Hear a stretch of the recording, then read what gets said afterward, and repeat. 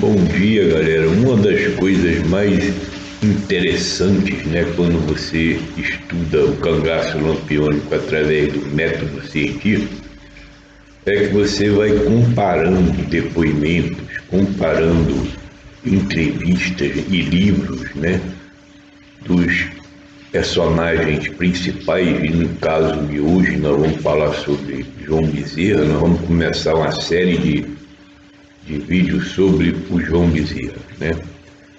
Eu já tinha abordado João Bezerra nos meus vídeos antigos que foram cancelados, né? E eu acho que eu tenho algum deles, mas nós evoluímos aqui muito, né? Desde da época que a gente fez aqueles vídeos. Você vê que os vídeos que eu estou colocando aqui são vídeos novos, né? Com assuntos novos que foram descobertos nesses últimos 7 meses, quando eu estava fora do ar, e foi onde eu fiz pesquisas intensivas sobre muita coisa que eu tinha começado a arranhar a superfície na primeira reencarnação do Rico Inglês. Agora que nós estamos aqui, vamos abordar, por exemplo, um fato que o João Bezerra, e eu vou deixar o link abaixo da entrevista dele.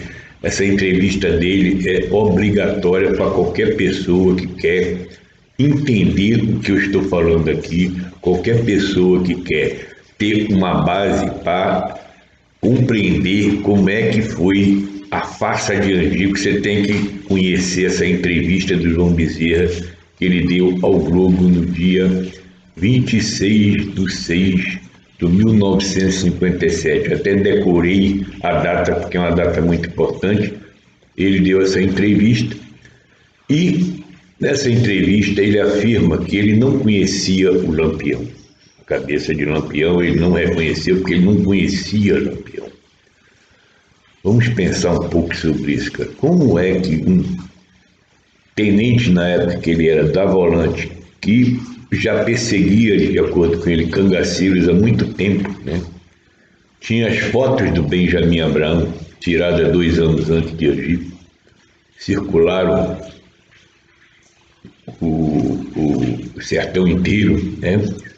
Foram retirados de circulação pelo coronel Lucena, que era o comandante do destacamento de Alagoas. Quer dizer, se aquelas fotos do Benjamin Abrão eram fotos reais do Lampião, como é que o João Bezerra não conhecia ele, se ele como policial e o comandante dele tinham acesso a essas fotos, como é que ele não conhecia quem era o Lampião? Só aí já tem uma inconsistência da narrativa, né? Você pensaria, né, um bandido tão besta a ponto de se deixar fotografar seria uma bênção para a segurança pública, né? Iam colocar a foto da cabeça dele, tudo que é cartaz de recompensa do Nordeste inteiro, porque esse idiota se deixou levar pelo que dizem. Não, ele ficou vaidoso e tal. Quer dizer que um bandido estúpido. O Lampião era um bandido estúpido que se deixou fotografar, né? E a segurança pública do estado de Alagoas, Sergipe, etc. e tal, Pernambuco, não usaram as fotos de Benjamin Abrão. Por quê?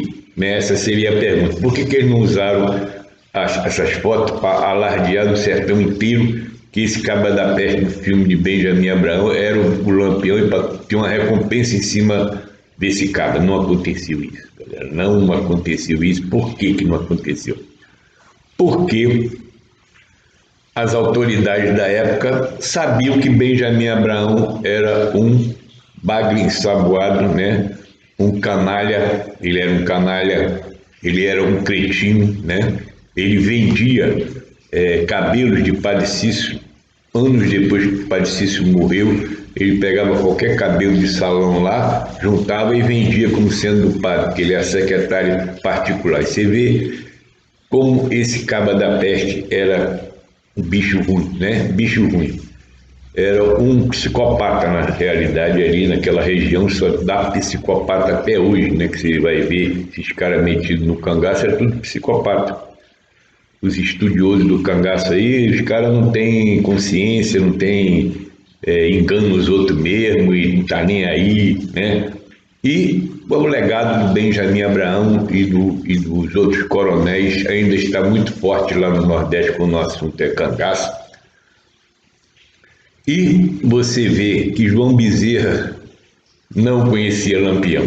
Quer dizer, isso é uma coisa tão estapafúrdia, né? Como é que ele soube que ele matou o Lampião lá em Angico, né? Ah, ele tinha um soldado do nome Santo que era coiteiro de Lampião. Aí você vai olhar essa história de perto, você vai ver que o cara diz que mas não existe prova alguma que aquele cara era coiteiro de Lampião, né? Não existia prova nenhuma. Ele disse que era, mas não existe prova nenhuma. E como é que o Bezerra não sabia quem era Lampião se as fotografias do filme de Benjamin Abraão circulavam por tudo que é lado, né? Lampião, de acordo com Frederico Perambulano, tinha até cartão de visita, né? Com a foto dele. Aí você vai examinar aquele cartão de visita escrito com caneta Bic, né? Que nem existia na época. Você vê a falsificação que é essa porra do cabo a rabo, né, cara? É tudo falsificado, todo mundo se dá o direito de escrever qualquer bilhete lá, que nem eu mostrei ali, e colocar o nome de Lampião, Capitão Verbolino Lampião, ou Capitão Viúvo. Quer dizer, cada hora é uma caligrafia, tudo sem pé nem cabeça. E é o que se diz no estudo da sociologia, quando você está estudando um evento histórico, ele tem que ter consistência, né? A narrativa tem que ter consistência. Aí você vê essa narrativa do João Bezerra dizendo que ele não conhecia Lampião, sendo ele o tenente, né? Morra ali, que foi o cara que matou Lampião, e ele nem conhecia o Lampião, e ninguém lá da tropa dele conhecia. 50 cabas da peste, apenas um chegou para dizer: eu conheço que esse é o Lampião. Quer dizer, a probabilidade disso acontecer é zero. Completando aqui, o Santo deu uma entrevista ao esse que diz que era coiteiro de Lampião, que reconheceu o Lampião. Ele desmente essa notícia, né? 10 anos antes desse livro do Perambulano de Melo, ele dá uma entrevista. Ele não dá entrevista, mas os familiares dele dizem que ele não vai dar entrevista e que o Santo não tem nada a ver com a morte de Lampião, e ele diz que quem fala que ele tem alguma coisa a ver com isso é um cabra da peste mentiroso. Isso está no meu livro, a referência está no meu livro. Eu vou tirar essa frase que ele falou e vou colocar abaixo na descrição, para você ver que ele nega, né, que ele tinha alguma coisa a ver com a morte de Lampião. Então, quando você vai olhar essa entrevista, você vai ver que nada daquilo que foi dito sobre o reconhecimento da cabeça de Lampião é verdadeiro, né? Se o cara negou em 1996, ele falou que não tem nada a ver. Aí sai o livro do Perambulano de Melo, ele desmentindo, dizendo que ele estava lá e viu e tal e coisa, e esse santo foi oferecido dinheiro para